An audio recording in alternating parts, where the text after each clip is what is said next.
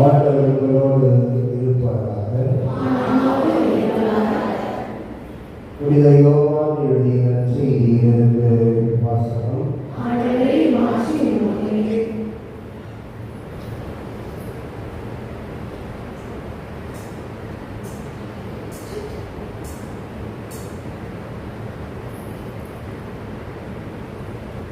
அன்று வாரத்தின் முதல் நாள், அது மாலை வேளை.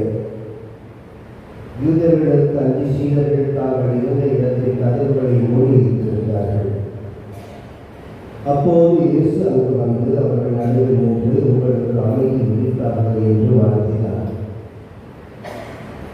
இவ்வாறு சொல்லிய பின் அவர் தம் கைகளையும் விழாவையும் அவரிடம் காட்டினார். ஆண்டவரை கண்டதால் சீடர்கள் மகிழ்ச்சி கொண்டார்கள். இயேசு மீண்டும் அவர்களை நோக்கி, உங்களுக்கு அமைதி விதித்தாக தந்தை என்னை அனுப்பியது போல நானும் உங்களை அனுப்புகிறேன் என்றார்.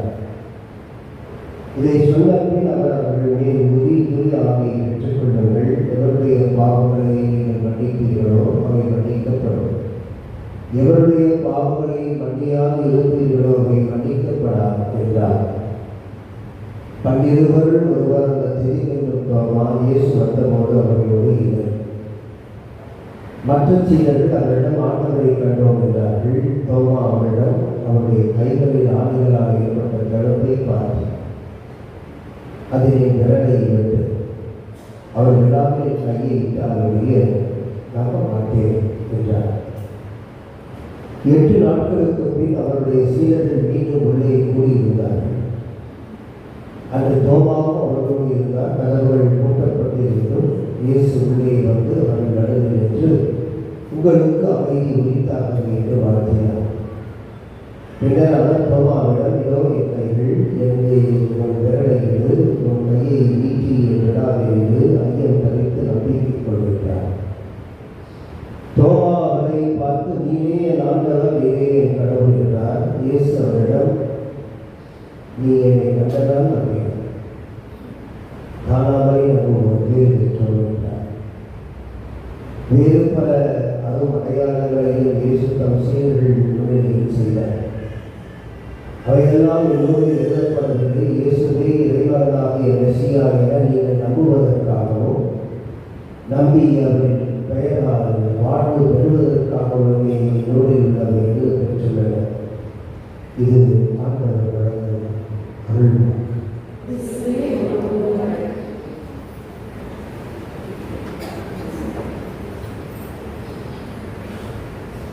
பாஸ்கா திருவிழாவின் நாட்களிலே நாம் 2வது ஞாயிறை வெற்றி பிடித்திருக்கிறோம். ஆண்டுதோறும் இந்த தோமாவை பற்றிய நிகழ்வு நமக்கு 2ஆம் ஞாயிற்றுக்கிழமை வாசிக்கப்படுகிறது.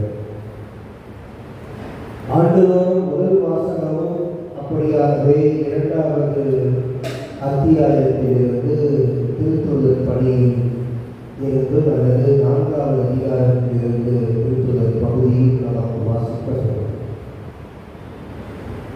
2வது வாசகமாக இன்றைக்கு பேதுரு நமக்கு அவருடைய அருளுரையை வழங்கினார். திருத்துதல் பணியினுடைய அந்த வழக்கமாக இருப்பது முதல் 9 அதிகாரங்கள் பேதுருவுடைய அருளுரையாகவும் 9ஆம் அதிகாரத்தில் பவுலடிகளாருடைய மனமாற்றமும் அதை தாண்டி வருகின்ற பகுதிகள் பவுலடிகளாருடைய அருளுரையாகவும் மறையுரையாகவும் அவர் மேற்கொண்ட 3 மறைபோதக பயணங்களை நமக்கு விளக்கி சொல்லி 28 அதிகாரங்கள் 50 நாட்களுக்கு வாசித்து முடிக்கப்படும்.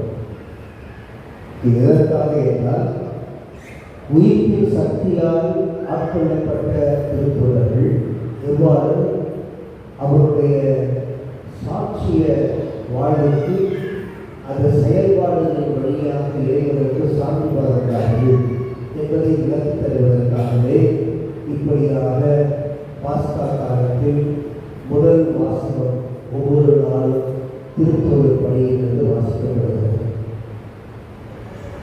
இன்றைக்கு வாசிக்கப்பட்ட திருத்துதல் பணியில் எவ்வாறு இறைவனுடைய அந்த ஏற்புடைய மக்களாக இருப்பதற்கு சான்றுகளாக சிறு சிறு சமூகங்களாக வாழ்ந்தார்கள் என்பதற்கு முத்தாய்ப்பாக அமைகிறது. அன்பியங்களுக்குரிய இலக்கணமாக முதல் வாசகம் இன்றைக்கு அமைகிறது. அன்பியம் என்றால் எப்படி இருக்க வேண்டும்? அப்போ பிற்பகுதியிலும் ஜபத்தில் ஈடுபட்டு இருக்க வேண்டும். ஒருவர்களுடைய சுமைகளை தாங்குபவர்களாக இருக்க வேண்டும். இல்லாதவர்களுக்கு உள்ளவர்கள் உணர வேண்டும். தங்களுக்கு உள்ளதையெல்லாம் வெற்றி இல்லாதவர்களோடு பகிர்ந்து வாழ வேண்டும் என்ற நிலையிலே அன்பியங்களுடைய இலக்கணம் நமக்கு வாசிக்கப்பட்டார். இந்த பகுதியை விவிலிய அறிஞர்கள் கம்யூனிசம் ஆக்ட்ஸ் என்று கூறுகிறார்கள். திருத்தூதர் பணியில் பொது உலகை கொள்கை என்று பேசப்படுகிற பகுதி இது மட்டும்தான். ஆக கிறிஸ்தவர்களாக இருக்கின்ற நாம் ஒரு சமூகத்தை சார்ந்தவர்கள், குடும்ப உணர்வோடு வளர்த்தெடுக்கப்பட வேண்டியவர்கள், நட்புறவிலும் அன்புறவிலும் இரண்டர சங்கமிக்க வேண்டியவர்கள், ஒருவருக்கொருவர் சுமைகளை தாங்கிக் கொள்ளக்கூடிய சுமை தாங்கிகளாக மாற வேண்டியவர்கள் என்ற நிலையில்தான் இந்த முதல் வாசகம் வந்து சுருக்கமாகவே நம்முடைய கூட்டு வாழ்வில் அன்புறவின் வாழ்வுடைய இலக்கணமாக வாசிக்கப்பட்டார். பேதுரு இறை இலக்கத்தை பற்றி நமக்கு இரண்டாவது வாசகத்திலே விளக்கி தந்தார். இந்த இறை இலக்கத்தின் வழியாகத்தான் நாம் குருப்பிறப்பு அடைந்தவர்கள் என்பது நமக்கு எண்ணிக்கப்பட்டது. இந்த குருப்பிறப்பு என்பது திருக்குழுக்கினாலும் நமக்கு கிடைப்பது. திருக்குழுக்கினால் நாம் அனைவரும் குருப்பிறப்பு அடைந்தாலும் புதிய மக்களாக, புத்துணர்வு கொண்டவர்களாக, வேற்று பார்வை அணுகுமுறைகளை அடைபவர்களாக நாம் அழைக்கப்படுகிறோம் என்பது நமக்கு உணர்த்தப்பட்டிருக்கிறது. இன்றைக்கு இறை இலக்கத்தின் நாளாக கொண்டாடப்படுகிறது. இந்த இறை இலக்கத்தின் நவநாட்களை வைத்து இன்றைக்கு நவநாட்களுக்கு முத்தாய்ப்பு வைத்த அந்த இறை இலக்கத்தின் குழுக்களும் அழைக்கப்படுகின்றன. இறை இலக்கம் நமக்கு எப்படி வெளிப்பட்டது? இறை இலக்கம் ஈட்டி பாய்ந்த இதயத்திலிருந்து வழிகூறிய தண்ணீரினாலும் அந்த இரத்தத்தாலும் நமக்கு அளிக்கப்பட்டது என்பதை ஜான் கிறிஸ்தோஸ்தம் என்பவர் அழகுமளவே நமக்கு தருகிறார்.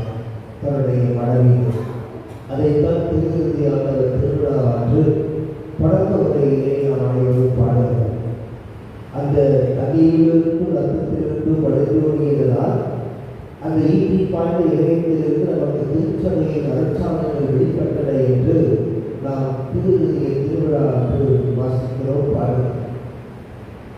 இதையெல்லாம் இணைத்து பார்க்கிற பொழுது இந்த இறை இலக்கத்திற்கு உரியவர்களாக அழைக்கப்பட்டிருக்கிற நீங்களும் நானும் இந்த உயிர்ப்பு சக்தியினால் ஆட்கொள்ளப்பட்டவர்களாக இருந்தால் என்ன செய்ய வேண்டும்?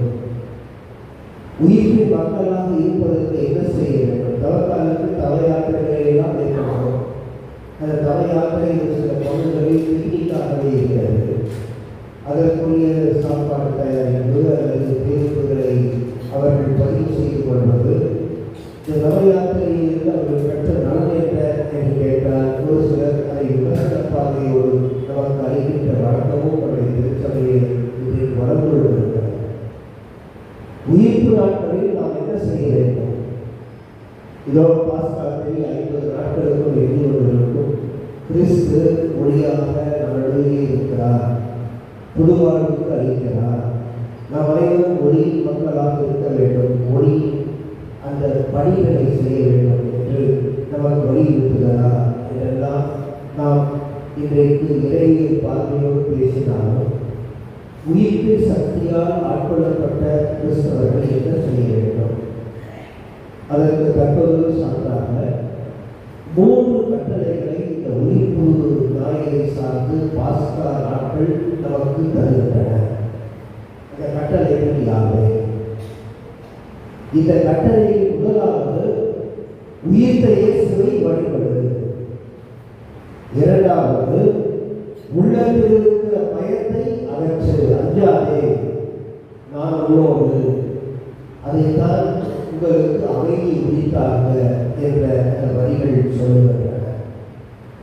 மூன்றாவது உயிர்ப்பின் சாட்சியாகிறது. ஆங்கிலத்தில் சொன்னால் Easter compels us to worship, dispels fear, propels witness என்று சுருக்கமாக சொல்லுங்கள். இந்த உலகத்தில் அனைவருமே இறந்தார்கள். யார் உயிர்த்தவர்களாக நமக்கு வரலாறு சொல்லவில்லை. ஒருவர் மட்டும்தான் பிறந்த பொழுது இறப்பதற்காக இறக்கிறார், இறந்த பொழுது உயிர்ப்பதற்காகவே இறக்கிறார். இதை நீங்கள் ஆழமாக புரிந்து கொள்ள வேண்டும். உலகத்தில் நாம் அனைவரும் வாழ்வதற்காக பிறந்தோம். சாவதற்காக பிறந்த குழந்தை கட்டளையில் பிறந்தது. ஆனால் இந்த உலகத்தில் நாம் அனைவரும் இறப்போம். நாம் கண் மூடும், நம்மை மண் மூடும். மண் மூடினாலும் பாதை திறந்து கொண்டு உயிர்த்த சக்தியாக உயிர்த்த இயேசு மட்டும்தான் இருக்கிறார். பைலட் இறந்தார், பிளாத்தி இறந்தார், யூரோப் இறந்தார், உயிர்த்தவர்களே நாம் அனைவரும் வடிவோம். அவரால் உயிர் பெற்று எழுவோம் என்ற நம்பிக்கையை தருகின்ற இந்த பாஸ்கா காலத்தில் உயிர்த்த மக்களாக இருக்க வேண்டும் என்றால் இந்த இயேசுவை மட்டும்தான் வழிபட வேண்டும். அவர் சொல்லித் தருகின்ற பண்புகளை தான் உள்ளத்தில் கருத்தாக வேண்டும். அதை விவிலியத்திலே நாம் இறையரச விடுதலைகளாக அதை பார்க்கிறோம். ஆக வழிபாட்டிற்குரியவர் ஆண்டவர் மட்டுமே. அங்கீகரித்தவர்களோ ஒப்பியிருக்கிறவர்களோ இல்லை. வழிபாட்டுக்கு உரியவர் ஆண்டவர் மட்டுமே, உயிர்த்த ஆண்டவர் மட்டுமே. நம்முடைய பாவங்களுக்காக காயப்பட்டு, நம்முடைய அக்கிரமங்களுக்காக ஒடுக்கப்பட்டு நம்மை இடமாக்கும் தண்டனையை சுமந்தவர் அவர் மட்டுமே. அவரை மட்டுமே நாம் வழிபடுவதற்கு கட்டளை பிறப்பிக்கப்படுகிறது இந்த உயிர்த்த நாட்களில், இந்த பாஸ்கா நாட்களில். அதற்காகவே 50 நாட்களும் அவரை வழிபடுவதற்குரிய, அவரை அறிந்து கொள்ளக்கூடிய விதத்தில் நம்முடைய வாழ்க்கையை அமைத்துக் கொள்ள வேண்டிய விதத்தில் வாசல்களும் அமைத்து வருகின்றன. நாம் எத்தனையோ முறையில் வழிபாடுகளை வளர்த்திருக்கிறோம். சிலைகளிலே வழிபாடு, சிலை வழிபாடு கத்தோலிக்க திருச்சபையில் நிறைய உண்டு. சிலை வழிபாடு வளர்ந்ததற்காக அதற்கு கீழே இருக்கிற உண்டியல் வேண்டிக் கொள்வோம், விண்ணப்பத்தாரை போடுவோம், ரத்த காசையும் போடுவோம். அதற்கு கணக்கு இல்லாமலே போய்விடும். இறைவன் அப்படிப்பட்ட ஒரு வழிபாட்டை திருச்சபையை படைக்கவில்லை. அவரே நமக்காக ஆண்டவராக இருந்து நம்முடைய சுமைகளை தாங்கிக் கொண்டு, நம் பாவங்களுக்காக காயப்பட்டு, நம்முடைய அக்கிரமங்களுக்காக ஒழுக்கப்பட்டு, நம் நிலமாக்கும் தன்மையை சுமந்து, அதனால் பெரிய ஒரு சந்ததியை கண்டு நீடு வாழ நம்மை குடும்பமாக அழைத்திருக்கிறார். ஆக உயிர்த்த இயேசுவின் சக்தியை உள்ளத்தில் கருத்தாங்குகிறவர்கள் குடும்பமாக சமூகமாக வாழ படிக்கிறார். அந்த சமூகத்தில் அவரை வழிபடவே நம்மை அழைத்திருக்கிறார். ஆக உயிர்த்த இயேசு இந்த ஈஸ்டர் பெருவிழாவினுடைய முதல் கட்டளையாக என்னை வழிபடு. இரண்டாவது கட்டளை, உனக்கு அமைதி உயிர்த்தாகுகிற. அடிக்கடி அந்த பணம் உங்களுக்கு உயிர்த்த நாட்களில் வரும். இந்த பாஸ்கா முழுவதும் வரும். திடீரென தோன்றி அஞ்சாதே, நான் உன்னோடு என்று சொல்வார். உங்களுக்கு அமைதி உரித்தாக என்று சொல்வார். அதற்குள் அடங்கியிருக்கிற மொழிகளுக்கு எது? ஃபியர் நாட், அஞ்சாதே. என்னை கருத்தாங்கி இருக்கிற உனக்கு அமைதி என்றுமே இருக்கக்கூடியது. நீ பேரமைதி இருக்க வேண்டியவன், இருக்க வேண்டியவள். நான் உன்னோடு, உலகம் முடிவு மட்டும் என்னாலும் உங்களோடு இருக்கிறேன் என்று வரலாற்றிலே சொன்ன வரலாற்று நாயகன் இயேசு மட்டும்தான். அவருடைய சாட்சிகளாக வாழ்வதற்கு இந்த மனித தலைவர்களுக்கு நாம் அஞ்ச வேண்டியதில்லை. நாம் சொல்லுவோமே, மடியில் நடந்தாலே மடியில் பயம் என்று சொல்லுவோம். அமைதி இல்லாதவர்கள் வசூலித்து வருவார்கள். உள்ளத்தில் இரண்டாக பழக்கப்பட்டவர்கள் அவர்கள். இறைவன் தருகிற அமைதியை சுவைப்பவர்கள் அவர்கள். அவர்களை உருவித்து ஆளுமைக்கு ஆளானவர்கள். அவர்கள் எங்கு சென்றார்கள் நல்லதை பேசுவார்கள், நல்லதை விளைவிப்பார்கள், இறைவன் தருகிற அமைதி யாராலும் நம்மிடத்திலிருந்து எடுக்கப்பட முடியாத அமைதி. எவ்வளவோ பிரச்சனைகள் இருக்கலாம், ஆனால் உள்ளத்தில் இருக்கிற அமைதியுடைய இறைத்து தாழ்வார்கள் நாம் சொல்லிக்கின்ற அமைதியை யாரும் தர முடியாது. மண்ணோ பொண்ணோ பெண்ணோ பொருளோ நமக்கு தராது. இறைவன் தருகின்ற அமைதியை நாம் விடையெடுத்து பெற முடியாது. அவர் உயிர் கொடுத்து தந்த அந்த அமைதியை நாம் காத்திருக்கிறோமா, அந்த அமைதியை இழந்திருக்கிறோமா என்று நாம் சிந்திக்க வேண்டும். இறைவன் கூறுவது அஞ்சாதே, உனக்கு அமைதி ஆகுக என்ற கட்டளை. மூன்றாவது, என் சாட்சியாயிரு. நீ என்னை சுவைத்தால், என்னை அறிந்திருந்தால், என்னை தெரிந்திருந்தால், என்னை புரிந்திருந்தால் எனக்கு சான்றுதலாக நீ வாழ்.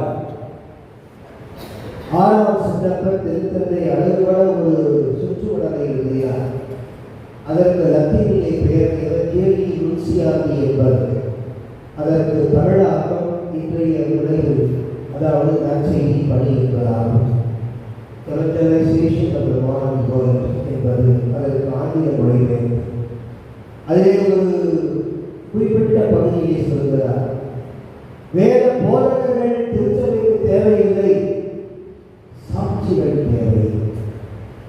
அவர்கள் யாரை நம்புகிறார்களோ, யாரால் வாழ்கிறார்களோ, யாரால் பராமரிக்கப்படுகிறார்களோ, யாருடைய பாடுகளால் இறப்பால் உயிர்ப்பால் அவர்கள் உயிர் பெற்றிருக்கிறார்களோ அவருடைய சாட்சிகளாக மக்கள் தேவை. என் சான்றாக இருக்கும் விவேகிய மதிப்பீடுகளை நாம் உள்ளத்திலே கருத்தாகி இருந்தால் அவருடைய சான்றுகளாக இருக்கும். நல்லதை பேசுவோம், உள்ளதை சொல்வோம், அல்லதை அகற்றுவோம், பொய்க்கு சான்றுகளாக போட மாட்டோம், அனைவருக்கும் பரிந்து இலக்கம் என்று இருப்போம், பிறநன்பு என்று வளர்ப்போம். அந்த குடும்ப வாழ்க்கை, சமூக வாழ்க்கைக்கு வேண்டிய ஒருமைப்பாட்டு உணர்வை வளர்ப்போம். இதுதான் சான்றுகளாக வாழ வேண்டிய வாழ்க்கையுடைய பரிமாணம். அப்படிப்பட்ட ஒரு சாட்சிய வாழ்வு என்னுடையதாக இருக்கிறதா? நம்ப மாட்டேன் என்று சொல்லி தோண்டி ஓடி பார்க்கிறதை நம்புவேன் என்று சொன்னவர், அவரால் அவருடைய சொந்த வாழ்க்கையை கண்ட அனுபவத்தை கண்டகத்தை வைத்திருக்காமல் என்ன சொன்னார்? என் ஆண்டவரே, என் தேவனை என்று அறிக்கையிட்டார். இறைவனை எத்தனையோ முறையில் அனுபவிப்பவர்கள் நாம். ஜபத்தின் வழியாக ஏகாந்தத்தில் அவரோடு பேசுகிற பொழுது, தியானிக்கின்ற பொழுது, அவர் சொல்வதை மற்றவரோடு பகிர்ந்து கொள்கிற பொழுது, அவருடைய சான்றுகளாக வாழ்கின்ற வல்லமையை ஆண்டவர் மட்டும்தான் அவர்கள் தருவார். மனித அந்த தலைவர்கள் நமக்கு தரமாட்டார்கள். நம்மை படைத்து பராமரித்து பாவங்களுக்காக கழுவாய் தேட தன்னுடைய கைகளை விரித்து பாடுபட்டு மரணமேற்றாலும் உயிர் உண்டு என்று அறிவித்து உயிர்ப்பின் சக்தியாக நாம் வாழ்வதற்கு அந்த சக்தியை பலப்படுத்தி நாம் அடைவதற்கு திருவருட்சாதனத்தால் நம்மை குறிப்பாற்றி அந்த நற்கருணை என்னும் அருட்சாதனத்தால் நமக்கு ஊட்ட சக்தியாக இருந்து அவருடைய இலக்கத்தை இதன் வழியாக வெளிப்படுத்தி இருக்கிறார். அதனால் இரக்கத்தை திருவிழாவாக இன்றைக்கு கொண்டாடணும். இரக்கத்தின் ஆண்டவருடைய இதயத்திலிருந்து வழிதோன்றிய தங்கள் தண்ணீர் ரத்தமும் திருச்சபையை திருமுழுக்காய் நற்கருணையாய் திருச்சபை அடையாளங்களாக திருஅடையாளங்களாக வெளிப்பட்டன. அந்த இளைய கதிர்கள் அவர்கள் இதயத்திலிருந்து வருகிற பொழுது வெண்மையான கதிர் திருமுழுக்கிற்கும் அந்த சிவப்பு கதிர்கள் நற்கருணைக்குமாக திருச்சபைகள் திருவடையாளர்களாக வெளிப்பட்டிருக்கும். இறைவனுடைய இரக்கம் நமக்கு எப்படி காட்டப்பட்டது? அருட்சாதன வளங்களுக்கும் அருட்சாதன வாழ்வுக்கும் உரிய மக்களாக நம்மை உரிமை பேர்களாக மாற்றி இறை இரக்கம் நமக்கு பரிந்துரைக்கப்பட்டிருக்கிறது. அந்த இரக்கத்தை நாம் அபகரித்துக் கொள்ள, நாமும் மற்றவர்களுக்கு இரக்கம் காட்ட, நாம் இரக்கம் காட்டினாலே தவிர இரக்கம் பெற முடியாது என்று மறைப்பொருளில் சொல்வதை உள்ளத்தில் கருத்தறிக்க, அதனால் இரக்க செயல்பாட்டில் ஈடுபட இன்றைய திருவள்ளுவர் நமக்கு அழைப்பு கொடுக்கிறது. நம்பர்